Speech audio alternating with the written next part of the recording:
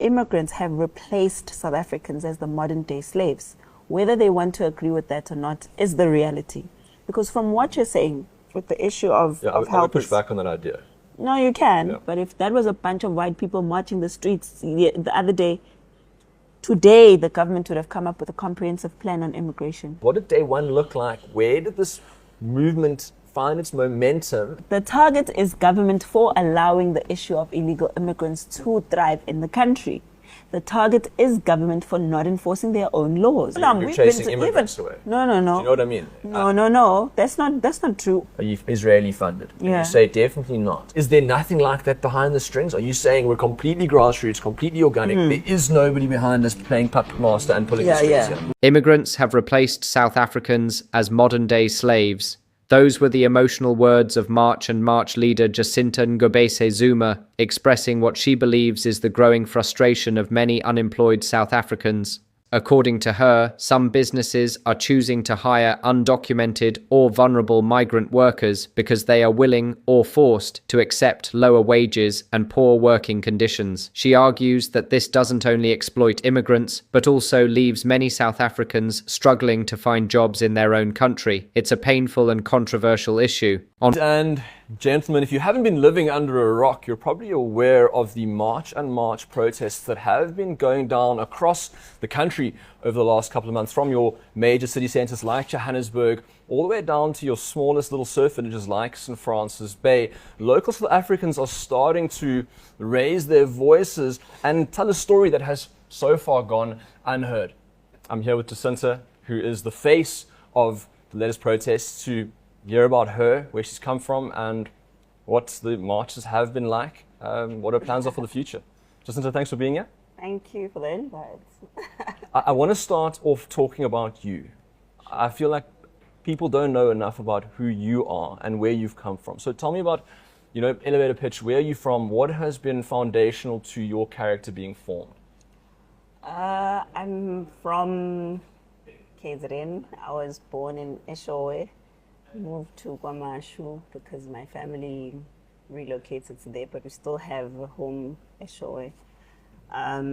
Grew up with grandparents because my mom and dad separated because there was political war and the whole apartheid thing. So my dad ran away, grandpa stayed, and the family separated like that. So I grew up with my mom's side of the family, and they raised me.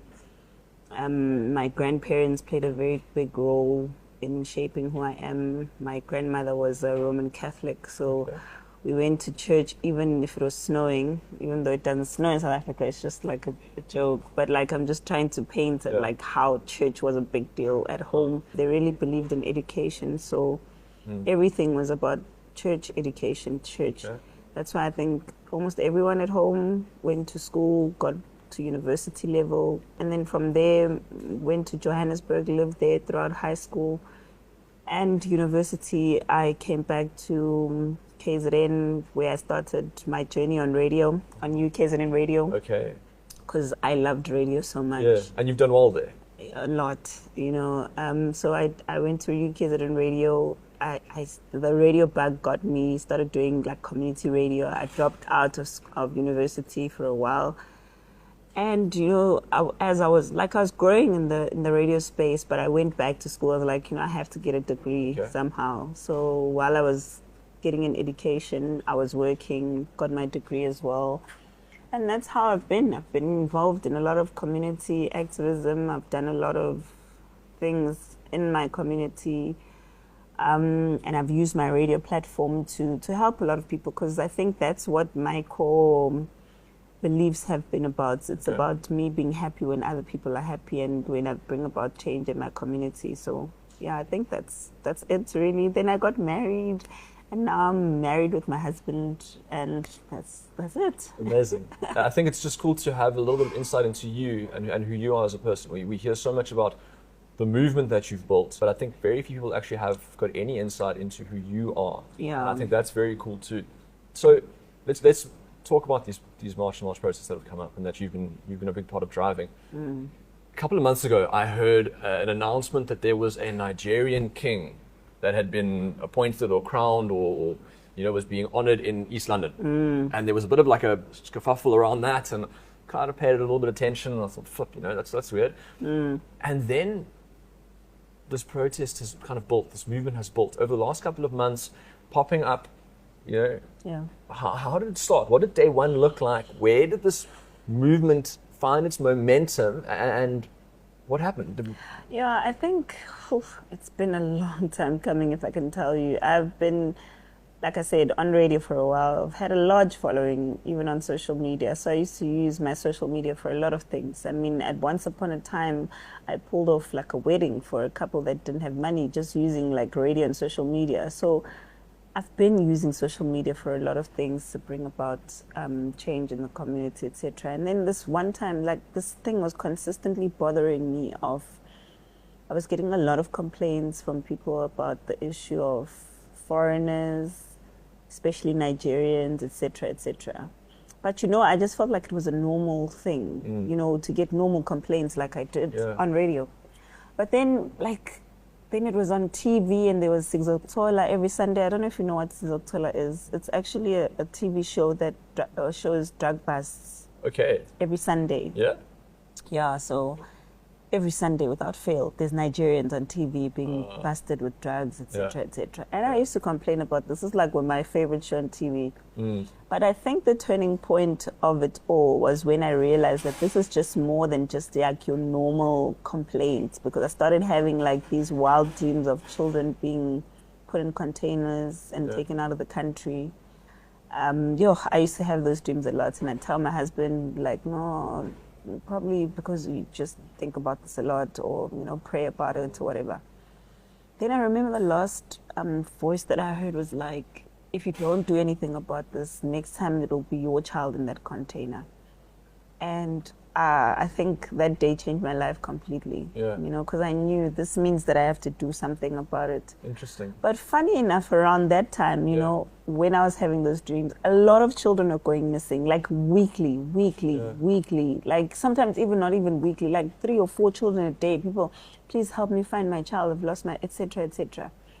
And then around that same time, then the killings of the children from the food started happening. The spaza shop. Yeah, poison food. Yes. Oh, I lost it when that was happening. I was writing about it every day. Like, the government needs to take this seriously. We were writing to the government, why are you not taking this seriously? Like, children are dying. And remember, these snacks are not coming from local production. They're coming from all those illicit goods that are coming in to our country, unmonitored, etc.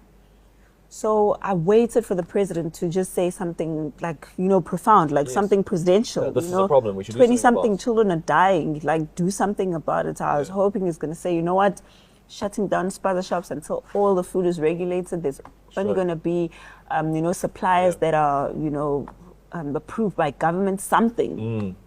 The man goes on TV and says, let's register them. That's it.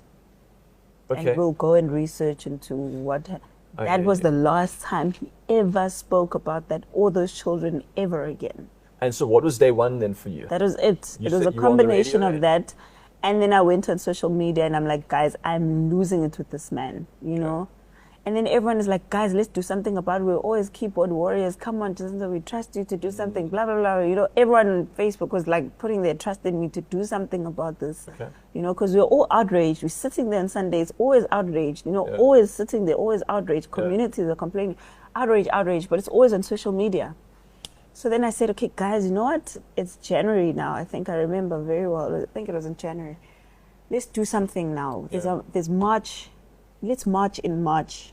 And that's when we started March and March. But it started as March in March. I hear you. Then after our first March in March, now March is over, right? Then everyone is like, okay, what's next? And then I'm sitting there like, March okay, April. What is next? I was like, do we say March in April, March in June? I sat there like, gosh, what are we going to do? And then it just hit me like, okay, don't have to change the march, because that's the important thing about it. Freedom was attained through marching. March must remain. Okay. So I said, okay, let's say march and march. Let's Okay. change the in to and. Yes. And then continue to march and march, which is a continuation. And I've heard the stories. Being on the ground, speaking to protesters Yeah. myself, I've Yeah. heard the mother who has lost her daughter to dirty drugs from a Yeah. Nigerian gang. Prostitution. I've Yeah. heard about the young man who has a matric or a degree and can't find work, and he goes home to his family and cannot provide, and he sees the Malawian or the Zimbabwean or the Mozambican or whoever it is with work, and he says, this isn't right. And I see or at least I hear of the slumlord syndicates that are hijacking buildings or RDP houses. I know that the majority of Zamazamas are Absolutely. undocumented illegals. Absolutely. So I see that. What do you think, if you had to summarize the pain points of the movement, what do you think are like the big... Sure. I line think items? the most painful part of them all is a government that doesn't listen to you. I think that's the biggest problem Sure. here, because if the government listened to the people, we wouldn't be here. You wouldn't have You know to what I be. mean? We wouldn't have to be, because the government would have solutions, like Yeah. I'm telling you now. Yeah. It started with the president ignoring the deaths of South African children. Yes. But you see what the painful part is that if those were foreigners or the children of foreigners, they know the outrage would come from the rest of the world and they would have acted accordingly. So we don't get the same, type Yeah. of protection Yeah. in our own country Yeah. because the rest of the world is going to say, what about foreigners? That's why we're here. I've said this before. I think that what we are seeing with your movement is the natural consequence of a government that is unresponsive to the problems of its Absolutely. people. Absolutely. And if the publicly elected governing body, like the people that have been put there to serve as Yeah. public servants, Yeah. aren't doing what they're supposed to be doing, this is what comes out. Absolutely. What I have been impressed by is how peaceful it has actually been. In a country like ours that has the murder rates of a war zone, right? And I'm not saying that there haven't With been some, anger. and I'm not saying that there hasn't been some isolated incidents, right? I know that there have been some people who have been chased away that have got papers. I know that there have been some people pulled out of their houses. I saw something about that online recently, of a news story. I understand that, but for the most part, the fact that the mob, which generally once it's been set up Yeah, and yeah, is rolling, yeah. it's very hard to control, Yeah, has definitely. been so peaceful. I think it's been, we were expecting like Durban July riots, most South Africans, I think, and it's actually been relatively peaceful considering. What do you attribute that to? Look, I think we've spent enough time with the people to know that things were going to get out of hand and quickly. Trust me, I think a lot of people don't realize how much our movement has contained the anger of the people. I can imagine. And people take that for granted. Yeah. Like we just woke up in the morning and everyone is just peaceful. First of all, it started with people being scared to express just how angry they are. Yeah, because you get labeled No, xenophobic. yes. Yeah. That's been the natural Yeah. thing. But within communities, communities have been fed up. Sure. And For a that long has been time. my fear, that once it topples over, Yeah. people are going to start dying, and nobody's going to be able to stop this thing. Yeah. So we've managed to teach people of their rights more than anything, and remind them of their power. I think that's the most powerful thing that our government hasn't been able to do. Our government has disempowered South Africans, truly. I hear you. And to remind them that, listen, you have the power in you to say, Yeah. we've never been consulted when it comes to ZDPs. We've never been consulted when it comes to refugees being in our communities. We've never been consulted with giving foreign nationals the right to come open spaza shops. Yeah. That is where your power is as communities. Yeah. But you're not going to be able to communicate your power through violence, because we come from a violent background. Sure. So violence is a natural thing, because we've never really rid ourselves of it. And people Sure. don't understand why there's so much crime. Because there's so much violence, there's been so much violence in this country from way back. Yeah. You know, even when people protest, remember, the government has taught them that for us to hear you, go in the street and burn tires. It's the government's fault. I continue to say Yeah. this. And so I'm so impressed by that power under control. Yeah. You've maybe perhaps shown them their power, but it's Yes. been a power that's been held under control. It's Yes. meekness. That's a Yes. pretty important Christian principle to have. Yes. Is knowing this, you have You this know power. why? It's not that difficult, really. South Africans are kind people. Yes. And I think Ubuntu is a very important principle I to hear us. you. People don't understand that the reason we have allowed this to go on for so long is because of that kindness exists. It's in us. It's not something that we have to import from somewhere to pretend that we have. But when kindness is overused and people feel mistreated in their own country, that kindness slowly dies out. So we have to try and balance between, remember that kindness, don't let it go anywhere, but also you are just as important as a foreigner in your own country, and don't let anyone take that away from you. The government is the problem. That's why I think we continuously say that the government is the problem. The unfortunate part, though, is that when South Africans wake up in the morning, they don't see government, they see foreigners. Yes. You see what I mean? Yes. When they go and they're on social media and they're saying, you know, foreign nationals who are in the country legally must go, the people who respond and tell them we're not going anywhere, you won't do anything to us, are not the government. That's where the problem is. Trevor Noah is a very liberal, call him a clown. On one hand, many South Africans are demanding fair access to employment. On the other, many immigrants have also fled hardship and are simply trying to survive. The real question is whether the problem is immigration itself or employers who exploit vulnerable workers and fail to follow labour laws. What do you think? Should the focus be on limiting immigration, holding employers accountable, or both? Share your thoughts in the comments. Entertain it, perhaps.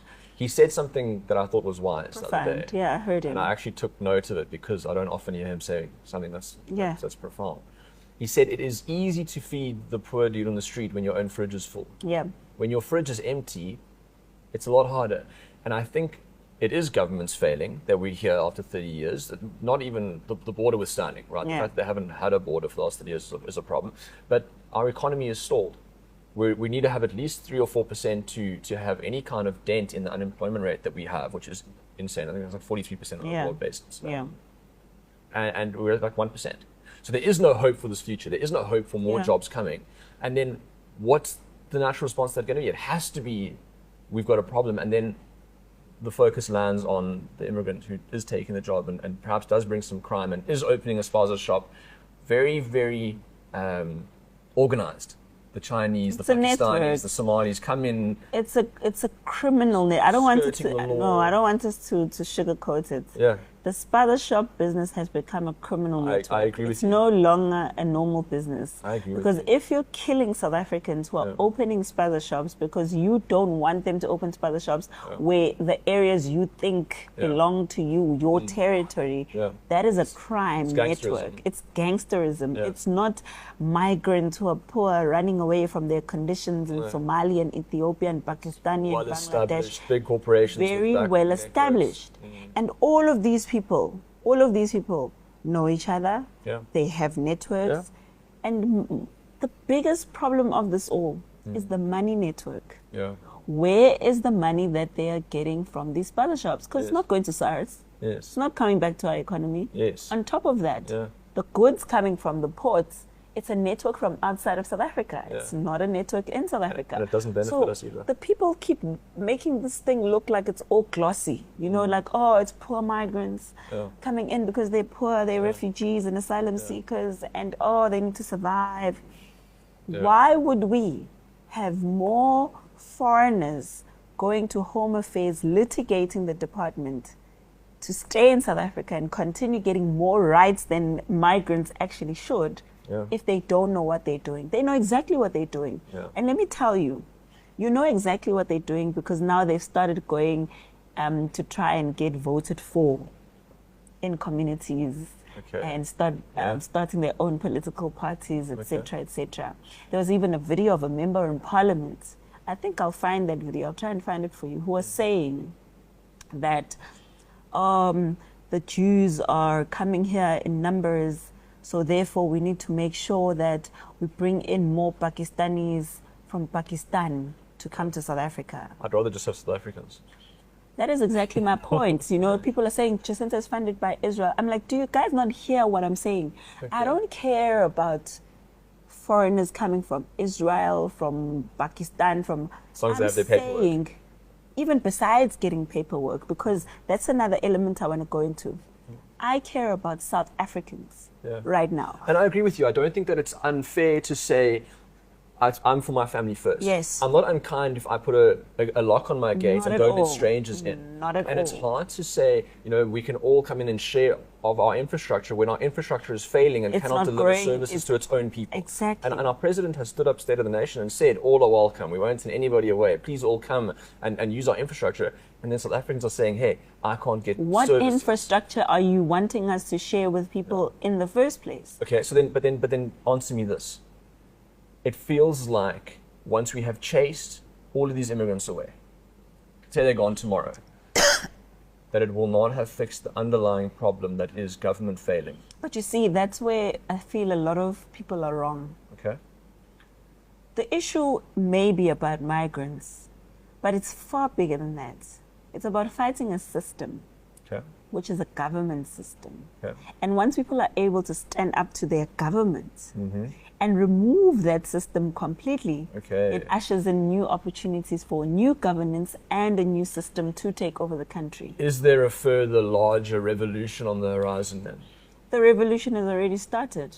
And what does The it minute look like? South Africans are not sitting on their phones Yeah. and they are on the streets demanding, Yes. trust me, it means this country will never go down. Okay, so then that scares me a little bit, and I'll tell you why. I see the immigrant being made scapegoat, rightfully so. There's criminal elements, there's jobs being taken. I'm not disputing that, and I agree with you that they need to go. We need law and order. Okay, once they go, our economy is still stalled, right? There may be some more job openings, but the economy is still stalled. We still don't have the infrastructure. We've still got crime. Who's the next target? But you see, that's where the problem is. But who's the next to blame? There's is my no question. target here. The issue is with government. The issue is with the system. But if we're saying if it's the with system government- is allowing for migrants Yeah. to currently clog the system so that South Africa does not grow, I hear you. then the problem is not only the migrants, it's the system. So I when hear you. we fight the current system, Yeah. we remove the problem, which is the migrants that are not allowing us to fight the government. I said this in one of the interviews. Let me explain to you how. Okay. Let's talk about capitalism, for example, Yes. which is obviously we're in a mixed economy right now. Now, capitalism is the one system that has led us to come here where we are today, where we have millions of migrants that are unaccounted for because of cheap labor, right? Yeah. With cheap labor comes how many other problems? Obviously, South Africans not working, the rich becoming richer, poor becoming poorer, poorer people become criminals because they need to survive. When they need to survive, now they're going to end up fighting the rich. Obviously, that's a system, that's how it works. It's like a ripple effect. Yes. Now, if we're saying to the poor people, you have an opportunity to change the system. Yes. You can change your government. I hear And you. by changing your government, Yeah. it means dismantling all of these things at the same time. is Because the- remember, let me give you an example. When we say that there's a lot of crime, migrants, whatever, right? What happens? There's more police visibility.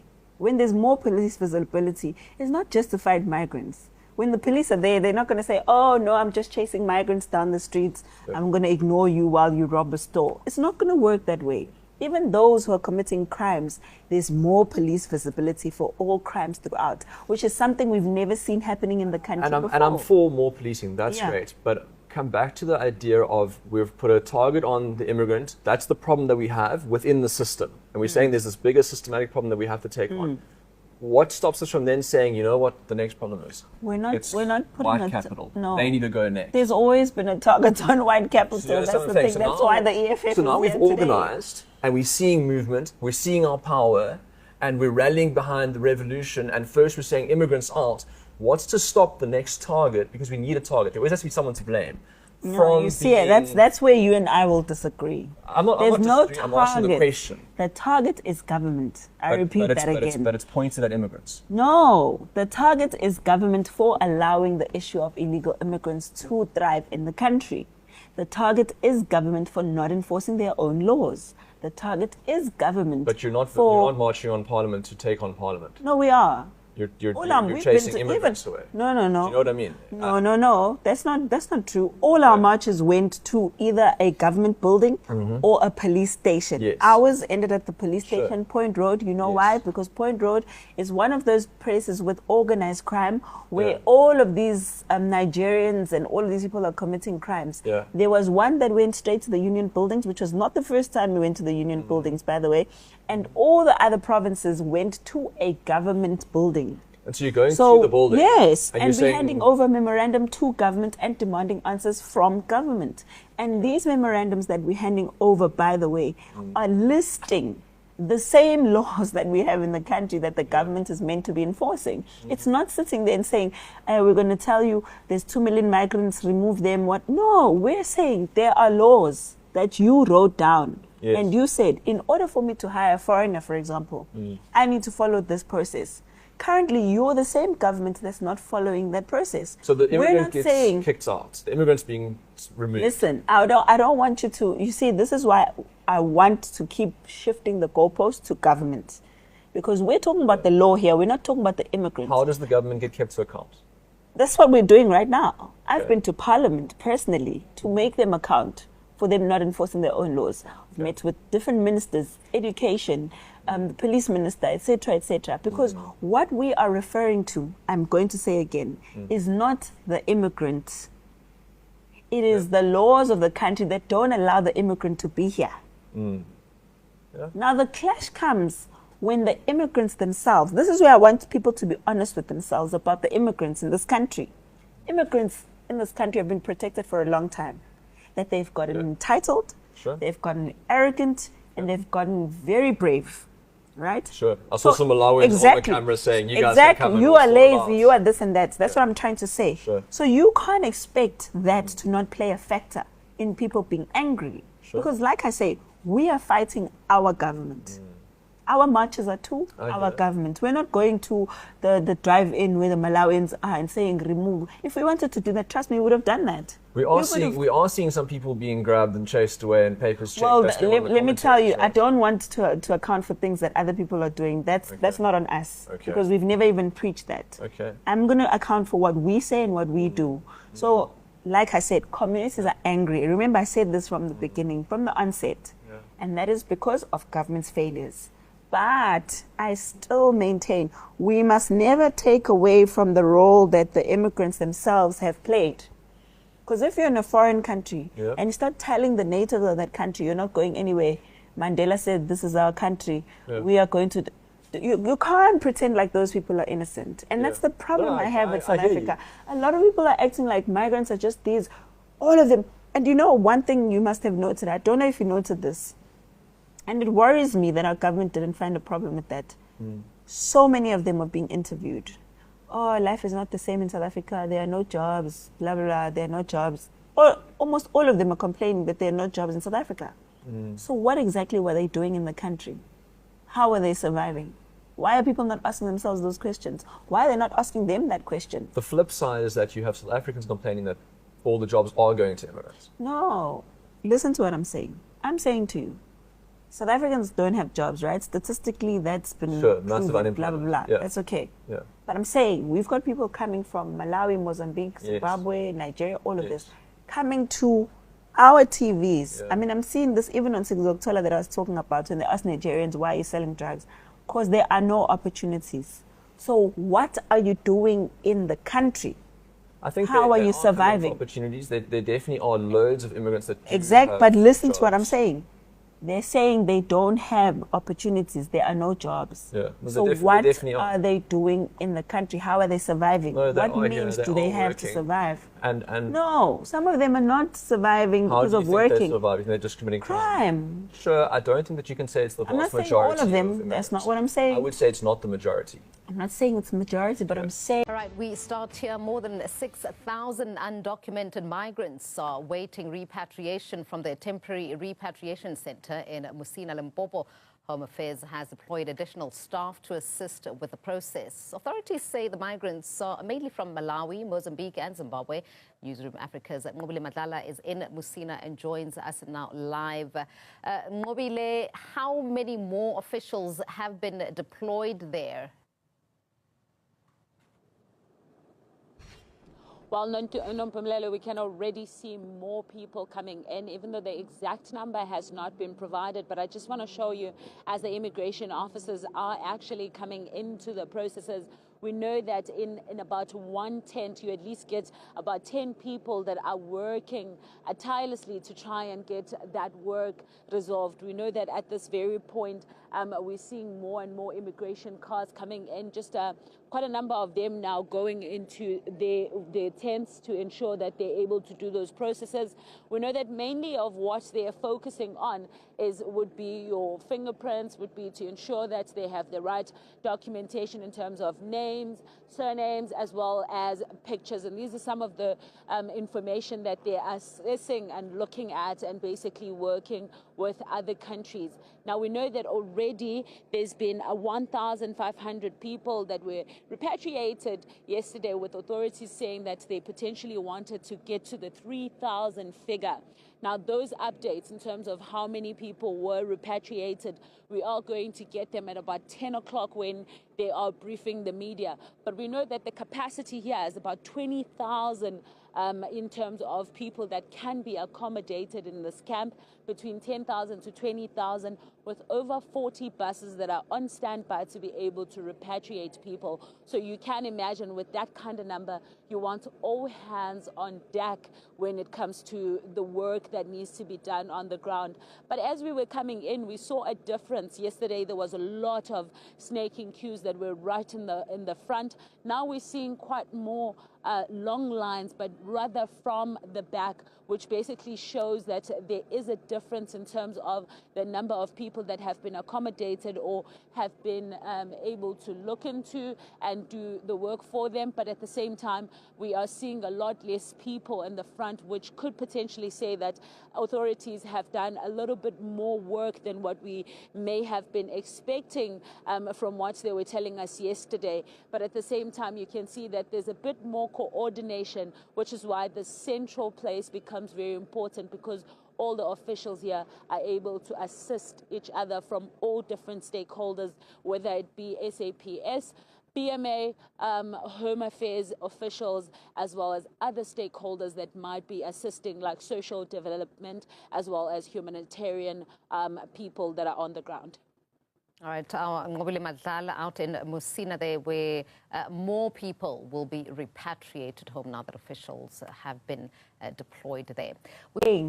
When you're on TV and you're saying yourself that there are no opportunities in South Africa, there's no means to survive. Yeah. Why is nobody asking, so how were you surviving in South Africa? Nobody's been asking that question. That's my question. Yeah, that's a fair question. Tell me, what do you say to the South African or to the immigrant when the South African says, you're taking my job? Why do you think the immigrant gets the job? Look, I think there's a lot of reasons. I'll start on the lower scale of things, which is something that we know factually. Okay. There's a minimum wage in the country. We know that. There's a lot of unions that have caused problems for people, especially employers who get tired of explaining themselves to unions, because South African employers have protection when they're under unions, and unions. Employees have protection. Employees, yes. And then. So our labor law is restrictive. Yes, so our labor laws make it very hard to treat employees in a certain way. Yeah. So employers will obviously naturally take advantage of an opportunity where they can avoid dealing with labor unions and dealing with the minimum wage and paying as little as they can. I mean, how often do you think that really happens? I've heard that is like a lot. The main There's an entire TV show on it as well, on TV, so when where they find hundreds and hundreds of people working in factories, but those are lower level, like I said, lower level entry jobs. That's what I'm trying to explain. Because any company that's registered with SARS has to account for their salaries to be expensed, needs to be able to show paperwork. But they do hire some South Africans, remember. So they do that, and then they manipulate the paperwork. I think it's a tough argument to say that everybody's skirting that kind of law. SARS is one of the few institutions that does work in this country. Our conversation in general needs to be cognizant of the fact that we're not. Now, more migrants have arrived in Epping and Cape Town hoping to be repatriated.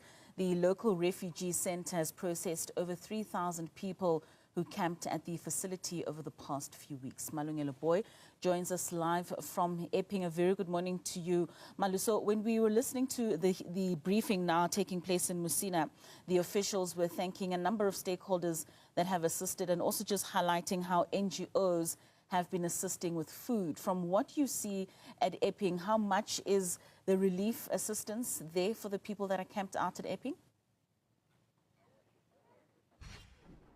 First, Katlego, I think let's start here, right? We are near the Epping Refugee Center. It's just a few minutes away. So what officials over the past few days have been trying to do, have been trying to clear the hundreds of people that had camped there. In fact, the numbers that were given to us was that there's about 3,200 people that were processed, and the majority of those people have since left. In fact, we went near the facility earlier on, and we could only see a handful of people.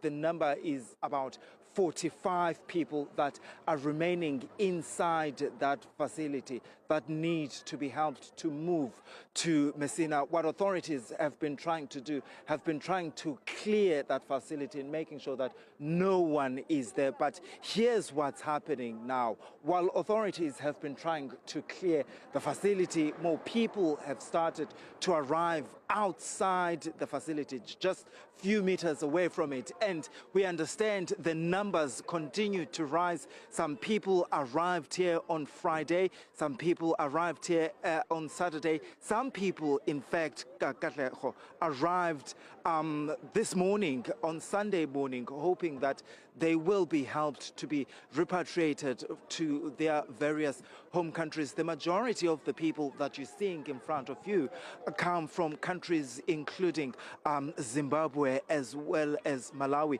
I was talking to some of the people that are here, Katlego, and asking them, why did they decide to come now so late when the facility is clearing up? And they're saying that they were in fact hoping to stay in South Africa, but they're seeing that the situation in their communities is starting to get worse, and they've decided to leave. In fact, some people are saying that some of their landlords are refusing to take their rental from them, saying that they need to go back to their home countries. So the people that are here come from surrounding areas here in Cape Town, but also in other parts of the Western Cape, which are rural towns like Robertson, Didorens, Hermanus, and also coming from areas like Strand, hoping that they will be repatriated. What we know, Katlego, is that